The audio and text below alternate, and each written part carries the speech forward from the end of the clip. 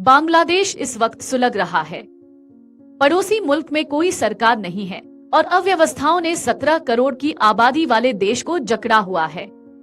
हिंसा और विरोध प्रदर्शन की आग में बांग्लादेश वैसे तो कई महीने से जल रहा था, लेकिन मामला तब और भी ज्यादा बिगड़ गया जब शेख हसीना देश छोड़कर चली गई।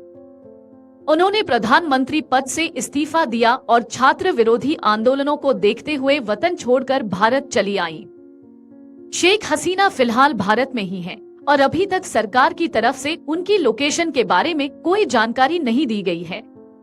वह 5 अगस्त को गाजियाबाद के हिंडन एयरफोर्स स्टेशन पर विमान से अपने परिवार के साथ उतरी और फिर उन्हें सेफ लोकेशन पर शिफ्ट कर दिया गया। हालांकि ये पहली बार नहीं है जब शेख हसीना को इस तरह भारत में आना पड़ा है। 5 दशक पहले भी वह ऐसे ही भारत आई थी और उस वक्त पूर्व प्रधानमंत्री इंदिरा गांधी ने उन्हें शरण दी थी। दरअसल 15 अगस्त 1975 को बांग्लादेश के जनक और शेख हसीना के पिता बंगबंधु शेख मुजीबुर रहमान और उनके परिवार की बेरहमी से हत्या कर दी गई है। सेना ने तख्तापलट किया और देश की कमान संभाल ली। इस हत्याकांड में शेख हसीना, उनके पति ए वाजिद मियां और बच्चे साजिब और साइमा बच गए।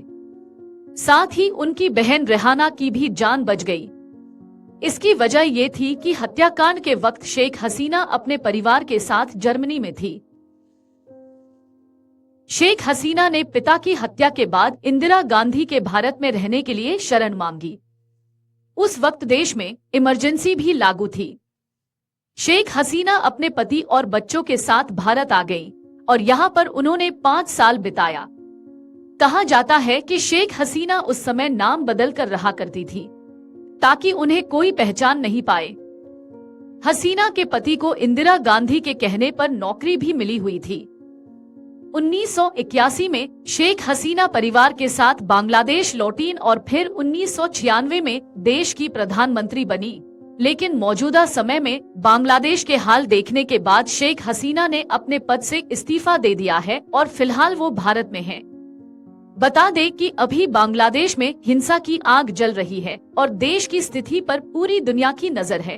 अगर आप ये वीडियो YouTube पर देख रहे हैं तो हमारे चैनल को सब्सक्राइब करें और बेल आइकन को दबाना ना भूलें। अगर आप Facebook पर ये वीडियो देख रहे हैं तो हमारे पेज को लाइक करें।